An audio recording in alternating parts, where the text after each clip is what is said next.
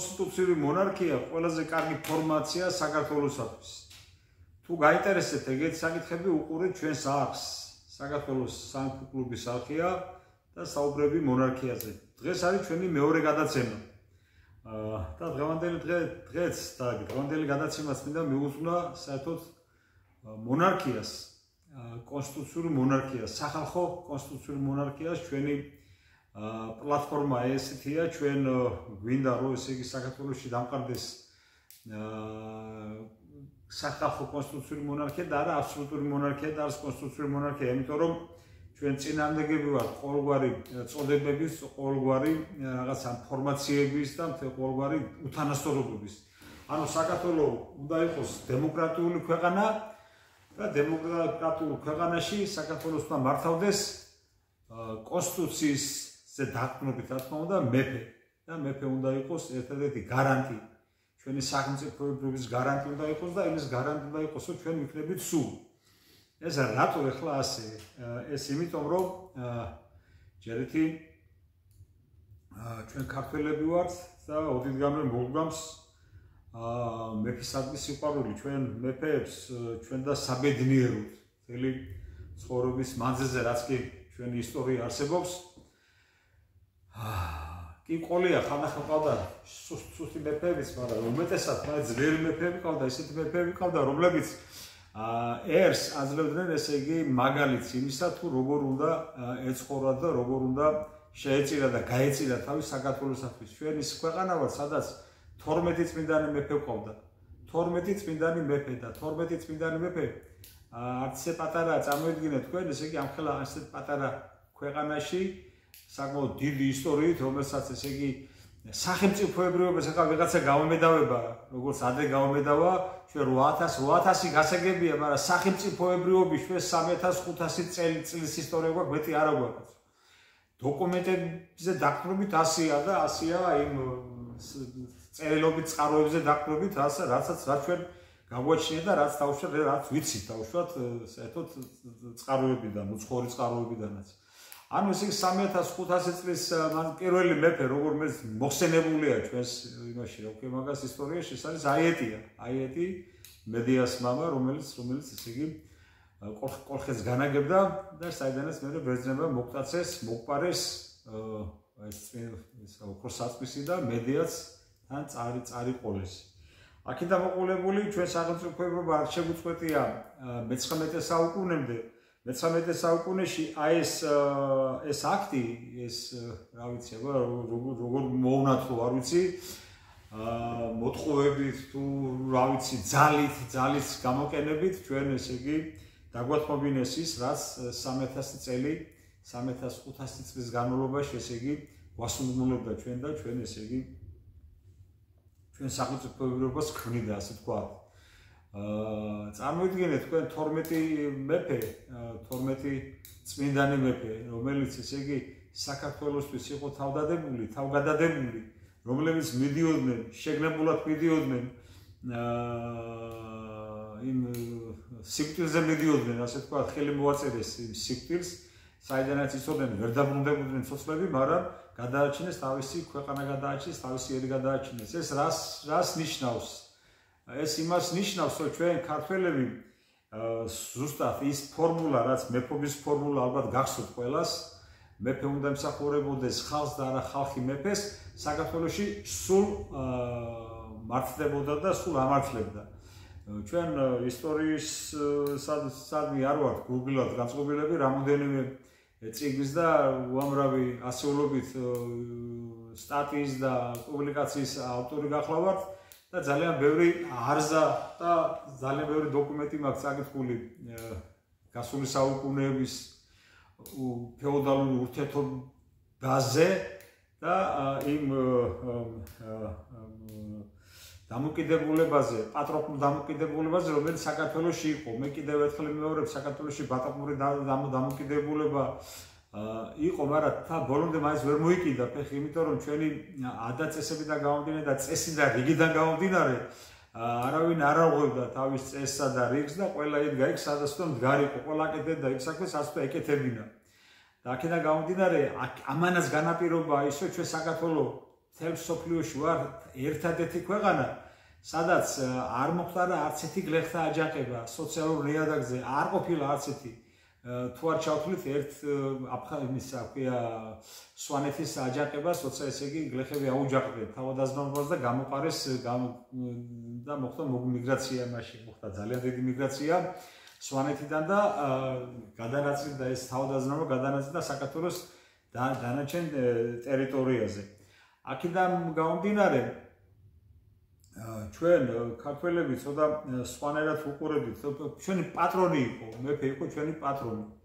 პატრონი იმდენად პატრონი იყო, ძალიან ბევრი აზამაკ წაკითხული, სადაც რომელიღაც ეხლა ყოველთვის ხდებოდა და დღესაც ხდება ესა და ეხლა ჩაგვრა და დაუშვათ უთანასწორობა და უსა ყოველთვის იყო.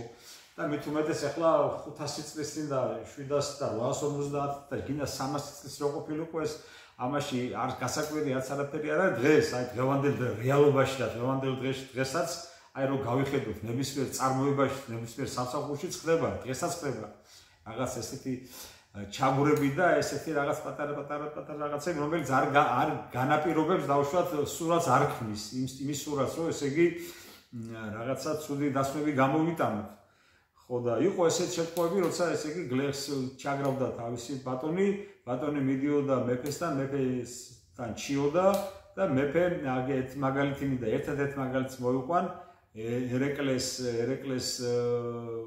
ესე იგი მიწერა გლეხმა იჩივლა ერეკლესთან იჩივლა ბატონიო ჩაგრავსო. ხო და ნუ განიხილა ერეკლემ ეს ყველაფერი და დაუძახა დივანბეგს და დაავალა დიობეგო იესეო გლეხსო ნუ დამიჩაგრავა და მიხედავ გლეხსო ესე იგი იმიტომ რომ გლეხი ჯერეთი წესი და რიგი იყო ჩვენ ყოველთვის ქონდა ეს წესი და რიგი და ამას არ ვარღვევდით არასოდეს არ ვარღვევდით და აქედან გამომდინარე ყველა მიცოდა თავისი ფუნქცია და ის იმაზე მეც არ გადაახტევინებდა და არ გააკეთებინებდა რაც წესი და რიგით ეკუთვნოდა ამა თუ იმ გლეხს ეს გლეხმაც იცოდა და მეფემაც იცოდა და თავადმაც იცოდა აზნაურმაც იცოდა ხანდახან იყო ეგეთ რაღაცები რო ეგეთ რაღაცებს ეხლა როგითხრა გადასარევი იყო მეთქი ყველაფერი და ყველაფერი შეხვედრებულად ცხოვრობდნენ მეთქი ეს არ იყო ასე იქა მაშინაც იყო და დღესაც არის მაგრამ ეს ამის არ ქმნიდა ამის არ ქმნიდა და იმის საბაბს არ იძლეოდა რომ დაუშვათ გლეხები აჯანყებული იყვნენ და ესე იგი რევოლუციები და რაღაც ესეთი რაღაცები მოეწყო თავიანთი მეფის ან დაუშვათ თავიანთი ბატონების წინააღმდეგ. ეხლა რატო თქვი ეს მე? ეს იმიტომ თქვი, იმიტომ მოვყევი ეს ყველაფერი, რომ ესე იგი ჩვენ საფუძველი არ ქონდა იმისა, რომ მეფე არ ყვარებოდა. არ იყო იმის საფუძველი, არასოდეს არ იყო. კი იყო რამოდენიმე მეფე ყავდა, უხეირო მეფე ყავდა, რა თქმა უნდა, მაგრამ ძირითადი მეფეები ჩვენი იყო, ჩვენი ფარველები იყვნენ. ჩვენ პატრონები იყვნენ ჩვენი. და აქედან გამომდინარე, ესე იგი ჩვენ რატო მოვყევით ასეთ სამართლო გარემოში და რატო დაუშვათ, რატო 1000-ლოვანი 1000 წელზე მეტი ხნის ისტორია აქვს ჩვენს ბაგრატიონებს მეფობის და ამაზე ყველაფერს დღესაც უარს ვამბობ. დღესაც უარს ვამბობ, რატო რის ხარჯზე ვამბობ თუ არს ვიღაცები მეუბნებიან და გვეუბნებიან რომ ესე იგი მეფის შენახვა ძვირი ჯდებაო. როგორ ჯდება ძვირი? პრეზიდენტის შენახვა არ ჯდება ძვირი. პრეზიდენტს ყოველ 5 წელიწადში თუ 4 წელიწადში თუ რამდენი არ ვიცი არც მაინტერესებს 4 თუ 5 წელიწადში ერთხელ არჩევნები ტარდება, იმ არჩევნების ჩატარების წინა მომზადების პერიოდში რამდენი თანხა იხარჯება, რამდენი ენერგია, რამდენი ნერვების წვეტა რის გამო მე 5 წელი თუ 4 წელი უნდა იყოს ადამიანი სკამზე, რომელზეც ძალიან რბილათაა და თბილათაა კონსტანტინისი ზვიად გამსახურდია შემდეგ ფაქტურად ჩვენ არ ყოლია არც ერთი პრეზიდენტი რომელიც დაუშვათ რაღაც გამოდგომოდა თავის ქვეყანას, ყველა თავისი ნუ კიდე რაღაცა ქონდა გაფხაკურება ზოგიერთ პრეზიდენტს ძირითადი მისი პრეზიდენტების იყვნენ სუთა ესე ვთქვათ ფორმალურები, რომლებიც ვერაფერს ვერ აკეთებდნენ და მე ესე 5 წლის მერე იწყებენ სხვის და ეს ადამიანი რომელიც ვიცის რომ 5 წლით იქნება ან დაუშვათ 10 წლით იქნება ამ იმაზე პოზზე ის ფიქრობს იმაზე, რომ დაუშვათ რაღაც კეთილი იმის კი არ ფიქრობს, აქვია რაღაცა რო შექმნას. ალბათ თვითონ მოიწყოს, კეთილ მოიწყოს თავისი ცხოვრება, გაიუმჯობესდეს თავისი პირობები და შემდეგ პრეზიდენტობიდან გადადგომის შემდეგ როგორ იცხოვს მაგაზე ფიქრობს. და ნაკლებად ეხლა არ დამიწყოთ რაღაცები ერთ თუ არა და გადახედეთ განულ პრეზიდენტებს და იქიდან გამომდინარე გააკეთეთ დასკვნები. ყველა ასია. ყველა ასე არც ერთი ეხლა არ დამიწყოთ ის რაღაცა რომ ეს რაღაცა ეს ფიქრობდა, არც ერთი არ ფიქრობდა. არც ერთი არ ფიქრობდა და არც ერთი არ ქონდა გათავისებული. რომ ესე იგი ეს ქვეყანა თავისად არ ქონდა გათავისებული და ჩვენი დიდი დანაშაული სწორედ იმაშია, რომ ეს ქვეყანა ვერ გავითავისებ. ბიჭო, 3 მილიონი ნახევარი ქართველი ვართ, კაცო, 3 მილიონი ნახევარი ქართველი. გაყოფილი, გახლეჩილები ვართ. ერთმანეთს ვჭამთ, ერთმანეთს ესე იგი, ვიცი, დღეს ვნახე რაღაც გადაცემა რა რეპორტაჟი ვნახე, დაერინენ ერთმანეთს რისი გულისთვის. ვერ დამაჯერებს ვერავინ, რომ იქ ვიც მოვა ეხლა იქ აიბას მერე ის თელეგრამე ფიქრით ესე იგი უსკდება თავი, ხალხზე ფიქრით უსკდება თავი და სახელმწიფოზე ფიქრით უსკდება თავი. ამას ვერ დამაჯერებს ვერავინ. მინდა დავიჯერო, მინდა თითოეული თქვენ გარის წამდეს მინდა პოლიტიკოსებს მიუმართავ ეხლა ყველა პოლიტიკოს. არა მნიშვნელობას რომელ ხარეს იდგება კაცო. ხო შეიძლება ერთხელ და სამუდამოდ კაცო 3 მილიონი ნახევარი ქართველი ვართ კაცო. მეტი ხო არა ვართ არა. გერმანია, დანგრეული გერმანია, მიწასთან გასწორებული გერმანია მეორე მსოფლიო ომის შემდეგ 7-8 წელიწადში ფეხზე დადგა და ეკონომიკა ააყვავა კაცო. ჩვენ 35 წელია, 35 წელი რამდენი პრეზიდენტი მოიცვალეთ კაცო. 35 წელია ვაშენეთ ამ ქვეყანას, ვაშენეთ და ვერ ავაშენეთ რა გახდა ამისთანა აუშენებელი კაცო. ხო შეიძლება რომ რაღაცა შეთანხმებაზე მივიდეთ კაცო. რაღაცა შევთანხმდეთ რაღაცაზე. ერთმანეთს მეგობრები გადაემტერნენ, მეზობლები გადაემტერნენ, ნათესავები ემტერებიან ერთმანეთს რისი გულისთვის. პოლიტიკური შეხედულება, ერთი პოლიტიკური შეხედულება უნდა გქონდეთ ყველას, თითოეულ თქვენგანს. ერთი პოლიტიკური შეხედულება ეს არის საქართველოა და ჩვენი ერია, ჩვენი ქვეყანაა კაცო. ეს უნდა გადავარჩინოთ, ამას უნდა მივხედოთ, ჩვენს ქვეყანას, ჩვენს ერს უნდა მივხედოთ კაცო. რა შევით ვერ გავიგე, რას ვაკეთებთ ვერ გავიგე, რატო კაცო, რატო თორე კი, რატო? და ამას პატრონი უნდა, თავი უნდა, კაც ზევით უნდა ერთი თავი, რომელიც უპატრონებს ამას. უპატრონებს, იცის, რომ ესე იგი მეფე მიცის, რომ ეს ქვეყანა მისია. ეს ქვეყანა მისია. იცის, რომ მისი შვილისა, შვილს და შეუნახოს ესა. ესე იგი, შეიძლება ერთი მეფეა, ეხლა მე არ გეუბნებით იმას, რომ მეფე უნდა ბრძანებდეს და რაღაცა დაარტყას ისა და ისინი არიგოს, აქვია, ტიტულები არიგოს და რაღაც თავადობები და ისე და ისე ყმამამული დაურიგოს იმას ხას ეს უკვე ძალიან ესეთ რაღაცები აღარ მოხდება, იმიტომ რომ ეს არის სისულელია 21 საუკუნეში, როცა ესე იგი ეგრეთ ხალხი მარზე აპირებენ იმას, აქვია, მაგას სასტუმროების აშენებას ამ პერიოდში ეხლა რა დროის თავადაზნაურობაა და რა დროის დაუშვათ ტიტულებია და რა დროის დაუშვათ ადგილმამულების ის არის, აქვია, პირიქით ეს უნდა იყოს რაღაცა წახალისების მიზნით, ეს უნდა იყოს ისეთი საპატიო რაღაც წოდებები უნდა იყოს, რომელიც ხოლმე თავის ადამიანს, როგორც ინგლისშია დაუშვათ, როგორ უნდა იყოს, ხოლმე როცა სიოცვეში გქონდეს რაღაცა საპატიო ტიტული და შემდეგ ესე იგი სიკვდილის შემდეგ მემკვიდრეობით აღარ გადავიდეს თუ ყველაფერი. ეს უნდა იყოს ჩემი აზრით, ეხლა მე ბევრს არ შეგაწყებს დღეს თავს ეგეთ რაღაცების განხილვით. უბრალოდ რამოდენიმე ჩვენი მე სამეფო კლუბის წევრი გახლავართ და სამეფო კლუბს აქვს თავისი საიტი აქვს. შეგიძლიათ გაეცნოთ ძალიან კარგი საინტერესო თემები იშლება ამ საიტზე და ძალიან საინტერესო საიტია. და ვისაც გაინტერესებთ ეგეთი საკითხები, შეგიძლიათ გაეცნოთ ამ საიტს და ძალიან ბევრ საინტერესო რაღაცას აღმოაჩენთ. ისეთ რაღაცებს აღმოაჩენთ, რომელზეც წარმოდგენას შეიძლება არ სხდათ, არასოდეს. იმიტომ ძალიან საინტერესოა ეს ყველაფერი და შეგიძლიათ გაეცნოთ. აი, დაუშვათ ესეთი რაღაცა, რა ქვია, საქართველოში მეფობის აღდგენა და კონსტიტუციის სახალხო მონარქიის დამყარება დღეისათვის ბევრს სრულ წარმოუდგენლად ეჩვენება, მაგრამ საბოლოოდ რას გადაწყვეს ქართველი ხალხი მომავალში, შესაძლოა ახლო მომავალშიც უცნობია. არავის ძალუს წინასად გაჭრიტოს ყველა გამოწვევა, რომლებიც მომავალში დადგება ქართველი ხალხს და ქართული სახელმწიფოს წინაშე და როგორ იქნება ამ გამოწვევაზე პასუხი ქართული საზოგადოების მხრიდან. სახელმწიფოს მართვის ნებისმიერი ფორმა პირველ რიგში უნდა ემსახურებოდეს ავტოქთონი და ასევე საუკუნეების მანძილზე ნატურალიზებული მოქალაქეების ინტერესებს.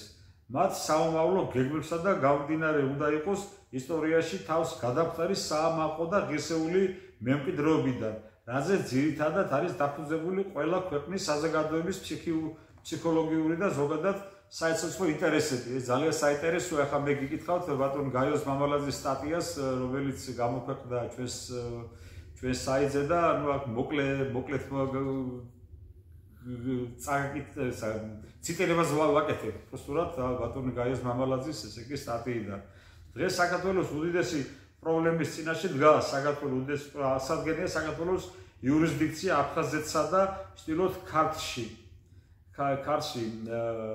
მანამდე აღსადგენია ესე იგი აღსადგენია ნდობა ქართველებსა და აფხაზებს შორის, ქართველებსა და ოსებს შორის პრობლემები და ჩვენი ამ ხალხების ურთიერთობაში შექმნილია გარე მტრების მიერაა შექმნილი, რა თქმა უნდა, თავს მოხოული ის არის ეს პრობლემა, რომელიც არასოდეს არ ქონია ჩვენ მე-19 საუკუნემდე და რომელიც მე ძალად მოგვახვიეს თავს. და ამის ერთ-ერთი გადაწყვეტა მე მგონი ალბათ უფრო მონარქს შეუძლია, იმიტომ მონარქი აერთიანებს ქართველ მეფეებს ტიტულატურაში ეწერათ ეს, რომ მეფე აფხაზთა, ქართველთა, რათა, კახთა და ასე შემდეგ.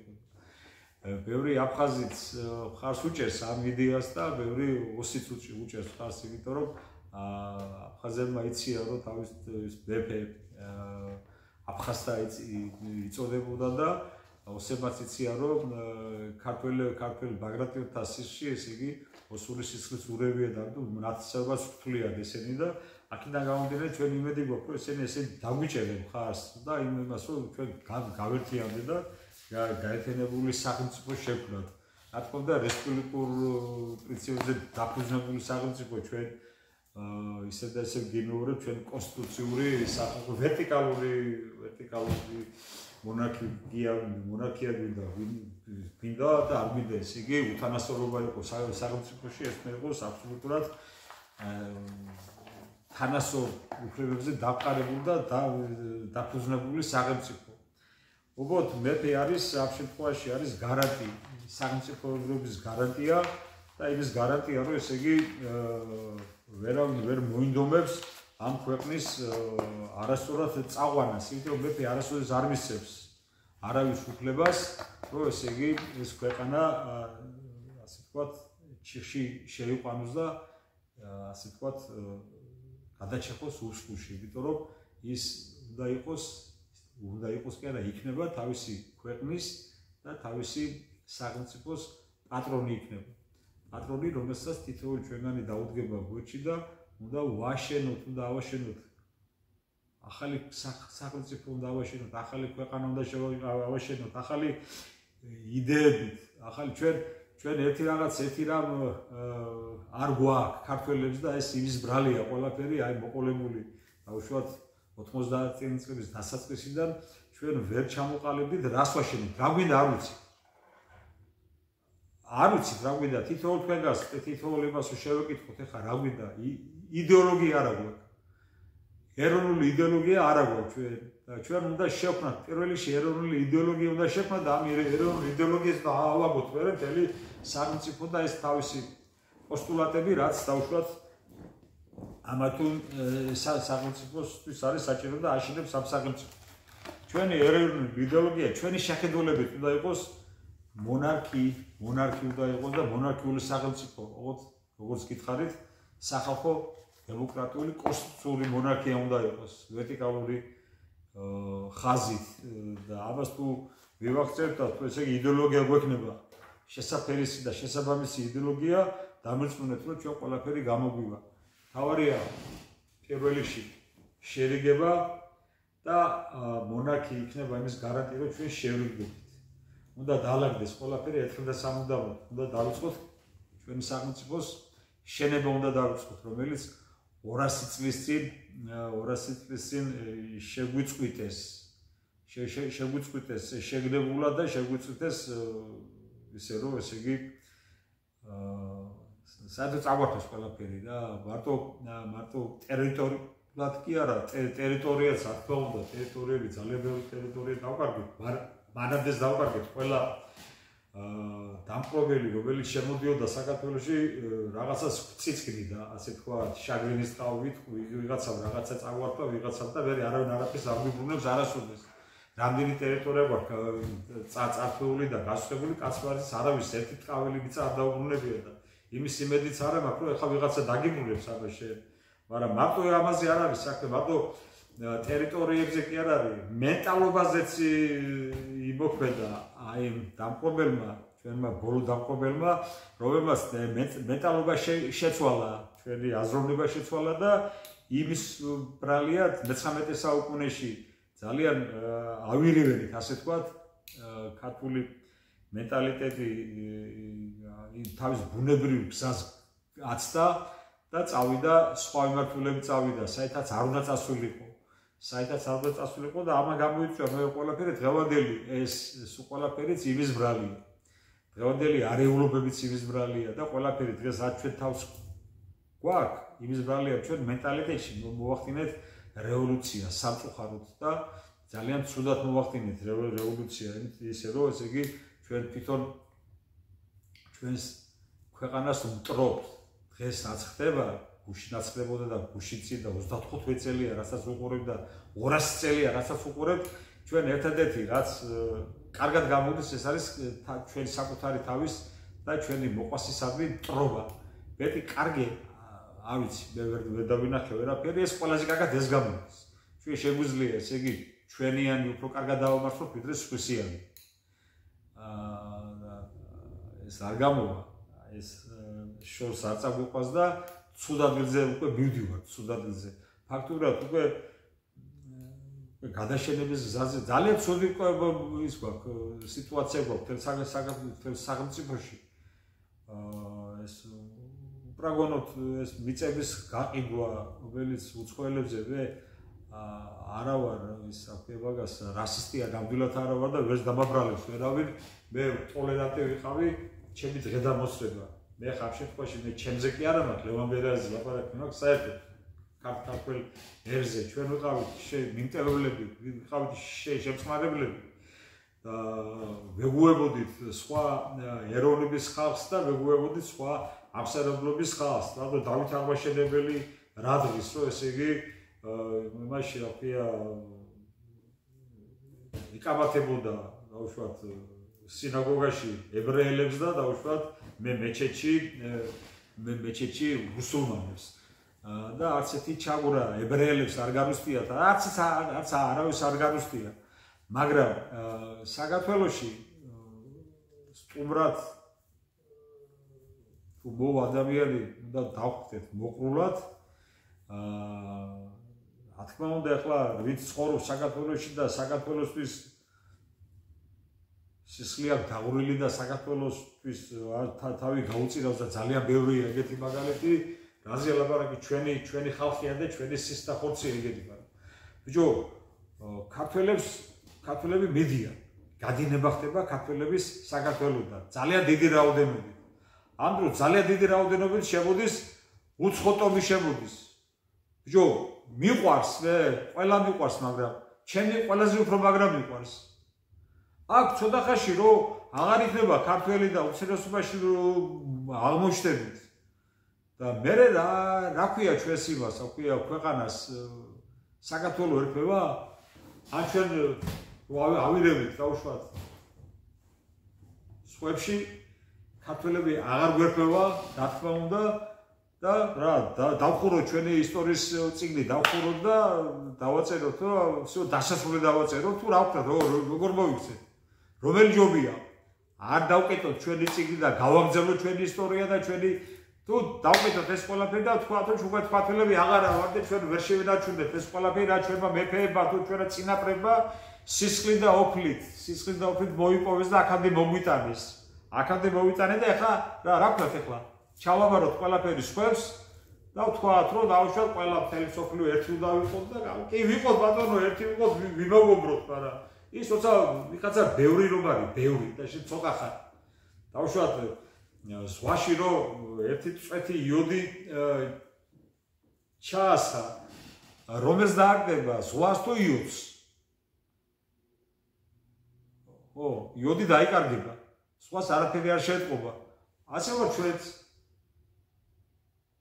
გავიცი აბა, ჩვენ გვინდა ჩვენ ისეთი ხალხი ვართ საერთოდ